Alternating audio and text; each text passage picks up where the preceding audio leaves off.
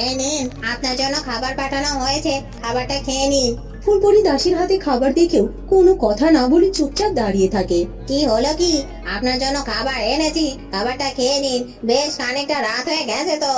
না, বলে আপনি রাজপ্রাসাদে এসেছেন, আর রাজপ্রাসাদে অতিথিশালায় আপনার জন্য খাবারও দিলাম, আপনি সেই খাবারটিও খেলেন না, আর এখন এই কারাগারে এতটা সময় ধরে রয়েছেন, কিছুটি দাঁতেও কাটেননি। এখন অন্তত আপনার খাবার খেয়ে নেওয়া উচিত। তুমি খাবার নিয়ে যাও, আমার এখন খেতে ইচ্ছে করছে না। আসলে আমার মনটার মধ্যে ভালো নেই।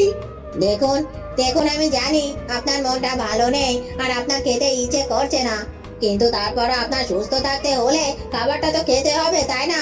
আর তাছাড়া রাজকুমার নিজেই খাবার পাঠিয়েছে। কি, রাজকুমার প্রতাপ আমার জন্য খাবার পাঠিয়েছে? বাহ, ভালোই তো। যদি সে নিজে এসে আমাকে খাবার না দেয় তাহলে আমি কিছুতেই খাবার খাবো না। একই কথা বলছেন, রাজকুমার প্রতাপ নিজে আপনার জন্য খাবার নিয়ে আসবেন, কিন্তু সে তো কখনো কোনোদিনও এমনটি করবে না।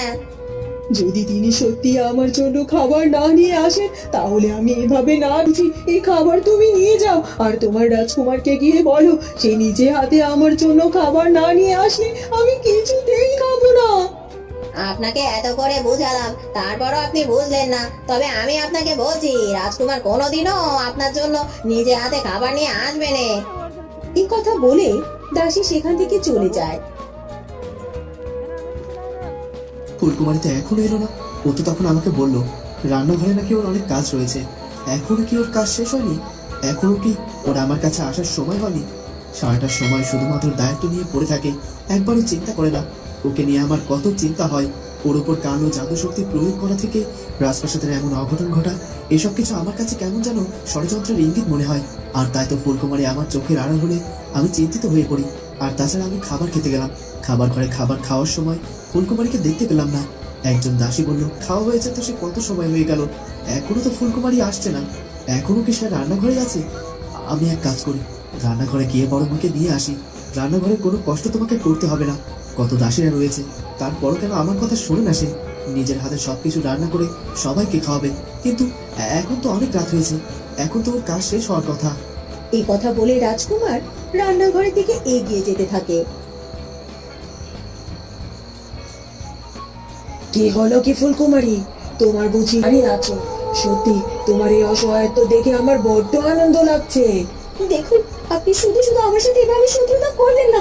আপনি অন্যায় করছেন, পাপ করছেন, আর তাই আপনার দোহাই লাগে এই অপরাধ, এই পাপ, এই অন্যায় থেকে আপনি সরে আসুন। কারণ আমি জানি অন্যের ক্ষতি করে কেউ কখনো ভালো থাকতে পারে না। আপনি এরকম করলে কেউ ধ্বংস হয়ে যাবেন।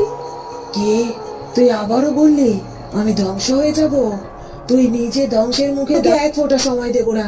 এই যে অশুভ কালো পদ্ম, তুমি এক্ষুনি তোমার কাজ শুরু করে দাও। ওই ফুলকুমারীর শরীরের ভেতরে থাকা ওই শুভ্র পদ্মকে তুমি মুহূর্তের মধ্যে নিঃশেষ করে দিতে থাকো, ওকে হত্যা করো।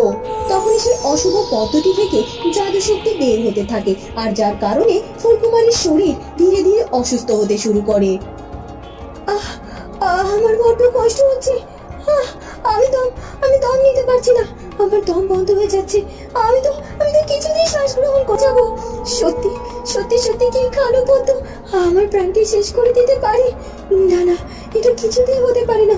অশুভ শক্তির জয় কখনো হতে পারে না।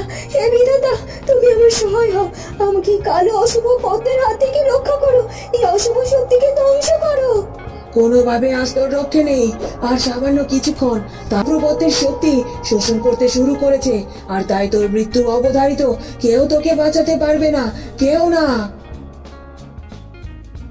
ওদিকে সাধু বাবা সেখানেই বসে তার ধ্যান সাধনা করতে থাকে, আর কি করে ফুলকুমারীকে দূর থেকে রক্ষা করা যায় সে চিন্তা করতে থাকে। মনে হচ্ছে সবকিছু আমার হাতের বাইরে, কোনোভাবেই তো আমি ফুলকুমারীকে সাহায্য করতে পারছি না। আমি ফুলকুমারী থেকে অনেক দূরে, আর আর ফুলকুমারী যে বিপদে পড়েছে তাতে তো কোনোভাবেই ওকে বিপদ থেকে কেউ সাহায্য করতে পারবে না। ফুলপরীর কোনো শক্তি নেই যে ফুলপরী এসব কিছু জেনে ফুলকুমারীর পাশে গিয়ে দাঁড়াবে।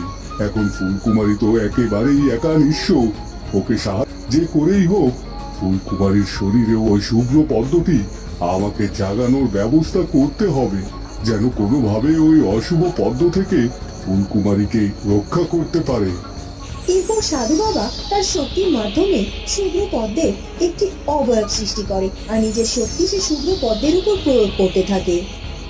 শুভ্র স্নান করছো, ফুলকুমারীর এখন মহাবিপদ।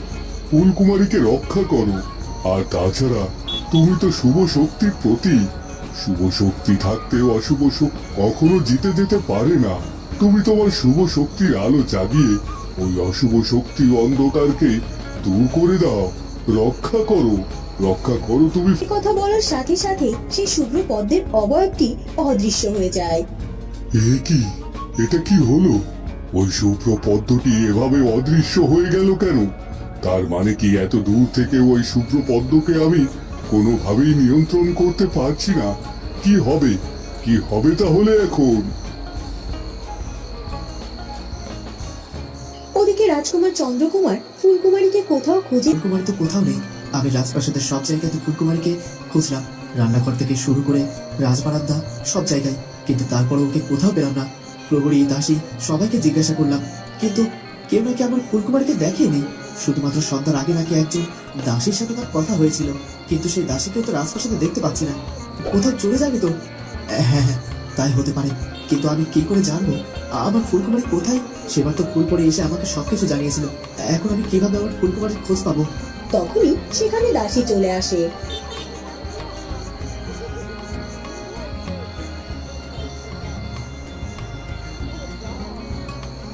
একই দাসী, তুমি কোথায় ছিলে? কোথায় কোথায় আমার ফুলকুমারী?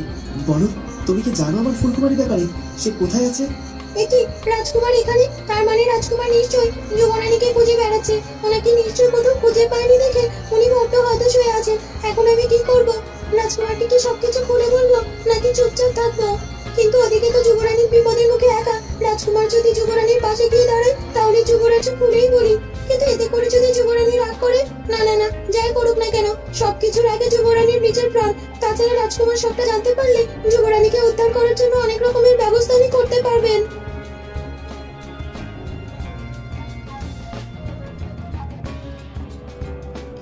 ওদিকে প্রতাপ পায়জা স্থিরতা কাজ করছিল। আমার সাথে কেন এমনটা হচ্ছে? কেন কোনোভাবেই আমি নিজের মনকে স্থির করতে পারছি না? কেন এমন অশান্ত লাগছে? আমার মনে হচ্ছে আমি অনেক বড় অপরাধ করেছি, কিন্তু আমার জানা মতে আমি তো কোনো অন্যায় করিনি। আমি শুধুমাত্র আমার ফুলকুমারীকে ভালোবেসেছিলাম। সে অন্যায় করেছি, অপরাধ করেছি, কিন্তু আমি তো জানি আমি আমার ফুলকুমারীকে কতটা ভালোবাসি। আমি কোনোভাবেই আমার ফুলকুমারীকে ভুলে যেতে পারি না। ফুলকুমারী আর আমার মাঝে এতদিন রাজকুমার চন্দ্রকুমার বাধা হয়েছিল, কিন্তু এখন পরিণামে মেয়েটিও আমাদের দুজনের মিলনের পথে বাধা হয়ে দাঁড়িয়েছে। ওই মেয়েটি তো ফুলকুমারীকে আমি চিরকাল একইভাবে ভালোবেসে যাব, আর যে আমাদের মাঝে বাধা হয়ে দাঁড়াবে তাদেরকে আমি সরিয়ে দেব।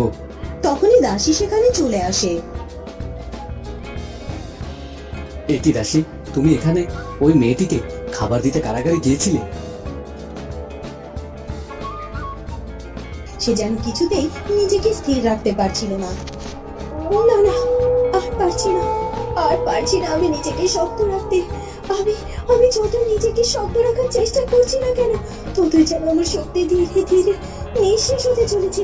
আমার শরীরের সব শক্তি ঝরে পড়তে শুরু করেছে। আমি বুঝতে পারছি আমি তো কোনোদিনও তোমার কাছে কিছুতে যাইনি। আজ আমি তোমার কাছে চাইছি, এই অশুভ শক্তির বিনাশ করো তুমি। কোনোভাবেই যেন শুভ শক্তি অশুভ শক্তির কাছে হেরে না যায়। শুভ শক্তির কথা বলে ফুলকুমারী তার চোখ বন্ধ করে, আর ফুলকুমারী চোখ বন্ধ করতেই তার শরীর থেকে অদ্ভুত এক আলোক রশ্মি বেরিয়ে আসতে থাকে, আর অশুভ শক্তির কালো পদের শক্তি দুর্বল হতে থাকে। এটা কি হচ্ছে? ওই ফুলকুমারী শরীর থেকে তো আলোক রশ্মি বের হচ্ছে, আর তাছাড়া অশুভ পদ্মের কালো শক্তি তো ধীরে ধীরে দুর্বল হয়ে যাচ্ছে। আমি আর হারবো না, তাই যা করার আমাকে এক্ষুনি করতে হবে। প্রয়োজনে আমি আবার আমার শক্তি প্রয়োগ করব, আবার। এ কথা বলে তন্ত্রমাতা আবার সেই কালো পদ্মের উপর শক্তি প্রয়োগ করে, আর সাথে সাথে সেই অশুভ পদ্মের শক্তিও বাড়তে শুরু করে। এই তো আবার ওই কালো পদ্মের শক্তি সক্রিয় হয়ে উঠেছে। ফুলকুমারী, তুমি যতই নিজেকে বাঁচা। বন্ধুরা, কি হতে চলেছে এরপর সেটা জানবো আমরা ফুলকুমারী গল্পের পরবর্তী পর্বে।